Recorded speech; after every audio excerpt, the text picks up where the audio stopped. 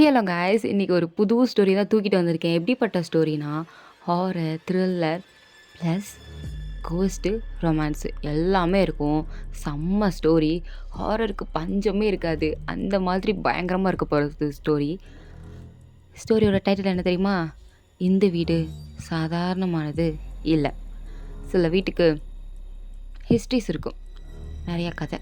ஆனால் இந்த வீட்டுக்கு ஹிஸ்ட்ரி இல்லை, பயங்கரமான மர்மமான சில கதைகள்லாம் இதுக்குள்ளே இருக்குது. இந்த வீட்டில் எல்லாராலையும் லாங் டைம் ஸ்டே பண்ணவே முடியாது. பிகாஸ் இது ஏ டார்க் ஹவுஸ். இந்த ஒரு பழைய வீடு, அதுவும் பழஞ்சு போன வீட்டுக்கு கிட்ட நைட் டைமில், அதுவும் இடி மின்னல் இருக்கிற டைமில் ஒரு கார் வந்து நிற்குது. அந்த காருக்குள்ளே 4 பேர் இருக்காங்க. இவங்க 4 பேரும் ஃப்ரெண்ட்ஸ் தான். அர்ஜுன், கெவின், மீரா, திவ்யா. இவங்க 4 பேருமே ஐடியில் ஒர்க் பண்ணுற நார்மலான பர்சன்ஸ் தான். இவங்களுக்கு சீப்பான ரெண்டில் ஹவுஸ் தேவைப்பட்டுச்சு. ஸோ அதனால் இந்த வீட்டு சீப்பாக இருக்குன்னு இப்போ இந்த வீட்டுக்கு வந்திருக்காங்க. ஸோ இவங்க 4 பேரும் இந்த வீட்டுக்கு வந்திருக்காங்க. ஃபர்ஸ்ட் அர்ஜுன் தான் ஸ்டார்ட் பண்ணுறான். ஃபைனலி காய்ஸ், எப்படியோ இந்த வீட்டுக்கு நம்ம வந்துட்டோம், நம்மளோட நியூ ரெண்டல் ஹவுஸ் அப்படின்னு சொல்கிறான். அப்போ கெவின் சிரிச்சிட்டே, ப்ரோ இந்த வீட்டை பார்த்தா ஒரு மாதிரி மர்மமாக இல்லை? இது பார்க்க வீடு மாதிரி இல்லை ப்ரோ, ஏதோ பழைய சினிமா பேய் படம் இருக்கிற ஸ்டேட், அந்த காஞ்சனா படத்துக்கு எடுப்பாங்கல்ல பேய் வீடு, அந்த மாதிரி இருக்குது ப்ரோ அப்படின்னு கிண்டல் பண்ணிகிட்டு இருக்கான். ஆனால் மீராவா பயந்து போய், டே கெவினே நைட் நேரம்டா, பயமுடுத்தாதடா, இடியும் மின்னல் வேறு இருக்குது, இந்த வீட்டை பார்த்தா வேறு எனக்கு பயமாக இருக்குது, நீ வேறு பயமுடுத்தாத வாய முடின்னு சொல்லிகிட்டு இருக்கா. ஆனால் திவ்யாவுக்கு பயங்கர எக்ஸைட்மெண்ட்டாக இருக்குது. வாவ், சீப்பான ரெண்ட் ப்ளஸ் பிக் பிளேஸ், வீடு பெருசாக இருக்குது, பர்ஃபெக்டாக இருக்குது அப்படின்னு ரொம்ப குஷியாக இருக்காங்க. பட் அந்த வீட்டு மாடியில் ஜன்னல் வழியா ஒரு பொண்ணோட உருவம் மாதிரி இருக்குது. அவளோட முடி அப்படியே காற்றுக்கு பறக்குது. அவளோட கண்கள் நீல கலரில் இருக்குது. அவள் அப்படியே இவங்க 4 பேரையும் குறுகுறுன்னு பார்த்துட்ருக்கா. பட் அது தெரியாமல் இவங்க 4 பேரும் கார்லேருந்து இறங்கி வீட்டுக்குள்ளே வரலான்னு சொல்லிட்டு வராங்க. அர்ஜுன் தான் டோர் ஓப்பன் பண்ணுறான். டோர் ஓப்பன் பண்ணும்போது இந்த பழைய வீட்டு கதவை திறந்தா கிர்ன்னு ஒரு சத்தம் கேட்கணும், அதே மாதிரி கிர்ன்னு கேட்குது. இந்த சத்தம் கேட்டதும் மீராவுக்கு பயமாக இருக்குது, திவ்யாவுக்கு ரொம்ப எக்ஸைட்மெண்ட்டாக இருக்குது, கெவினுக்கு ஜோக்கிங்காக இருக்குது. பட் வீட்டுக்குள்ளே வந்ததும் யாருமே வீட்டுக்குள்ளே வரல. அர்ஜுன் மட்டும் தான் வீட்டுக்குள்ளே வந்திருக்கா. மீதி 3 பேர் வாசலில் தான் நின்றுட்டுருக்காங்க பயந்து போய். அப்போது அர்ஜுன் திரும்பி பார்த்து, கமான் கைஸ் அப்படின்னு சொல்கிறான். சரி ஓகே, எப்படி ஃபன் பண்ணலாம் அப்படின்னு உள்ளே வராங்க. வந்தால் வீடே இருட்டாக இருக்குது. கெவின் லைட்டு போடுறான், பார்த்தா பல்பு விட்டு விட்டு எரியுது. ப்ரோ இங்கே எலக்ட்ரிசிட்டி இல்லை ப்ரோ, லைட்டை பாரு விட்டு விட்டு எரிஞ்சிட்ருக்கு. விட்றா, நம்ம காலையில் செட் பண்ணிக்கலாம் அப்படின்னு அர்ஜுன் சொல்கிறான். பட் மீராவுக்கு ஒரு மாதிரி ஸ்மெல் வந்துகிட்டே இருக்குது. அந்த ஸ்மெல் அவளுக்கு சுத்தமாக பிடிக்கல. ஏதோ அழுகி போன ஸ்மெல் மாதிரி ஒரு மாதிரி பேர்டாக வருது, அவளுக்கு பிடிக்கல. அப்படியே அவளோட மூக்கு பொத்திக்கிட்டே அர்ஜுன்கிட்ட வந்து, அர்ஜுன் இங்கே ஒரு மாதிரி பேர்ட் ஸ்மெல் வருது, எனக்கு பிடிக்கல, ஒரு மாதிரி வாமிட் ஒரு மாதிரி இருக்குது.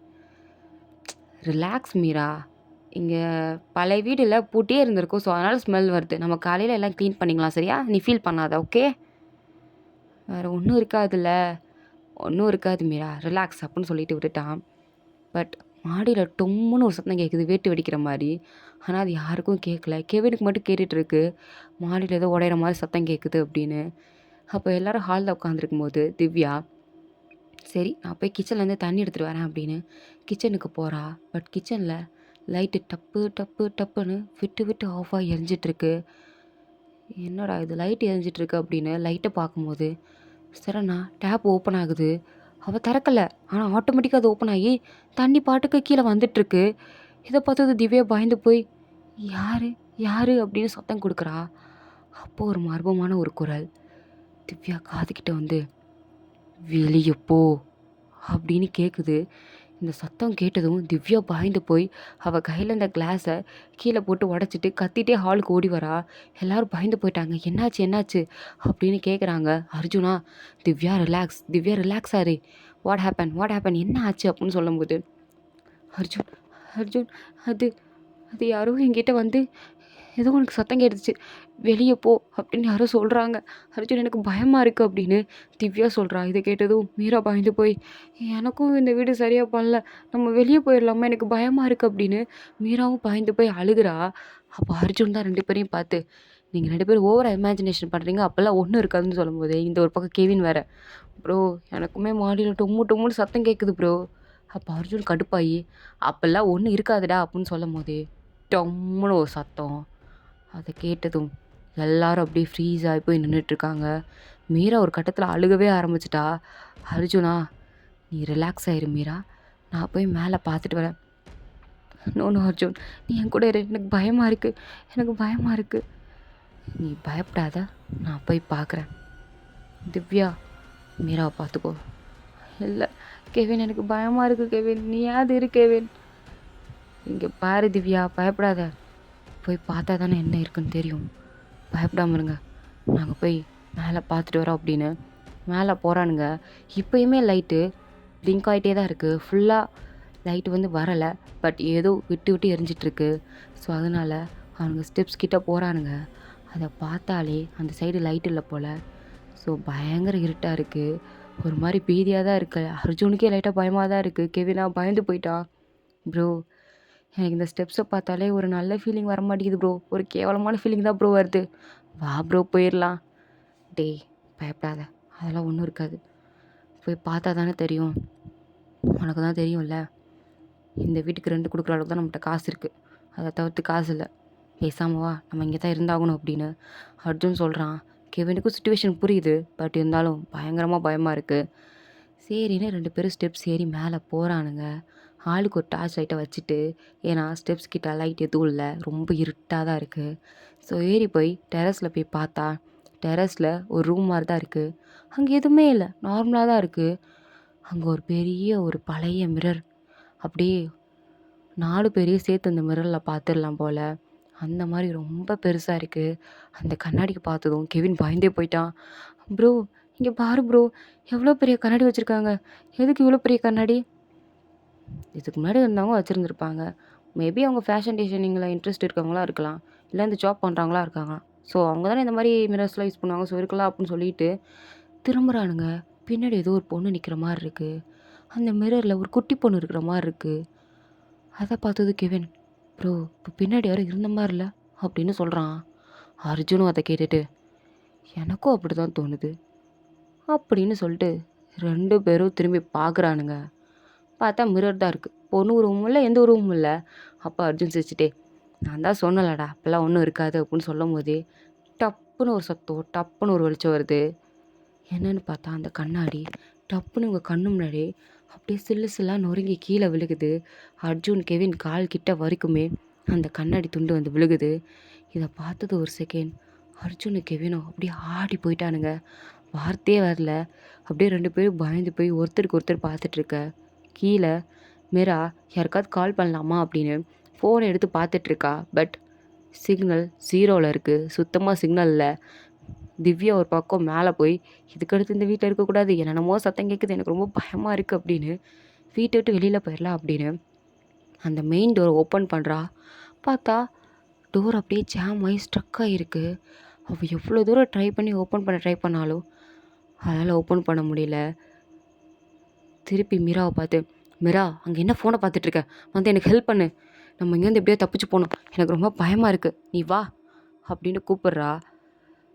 உடனே மீராவும் இதை வரேன் அப்படின்னு அவளோட ஃபோனை கீழே வச்சுட்டு அவளும் அந்த டோரை ஓப்பன் பண்ணுறதுக்கு திவ்யா கூட சேர்ந்து ஹெல்ப் பண்ணுறா. அப்போது மேலே போன கார்த்திக் அர்ஜுனும் கெவினும் அர்ஜுனும் கீழே இறங்கி வரானுங்க.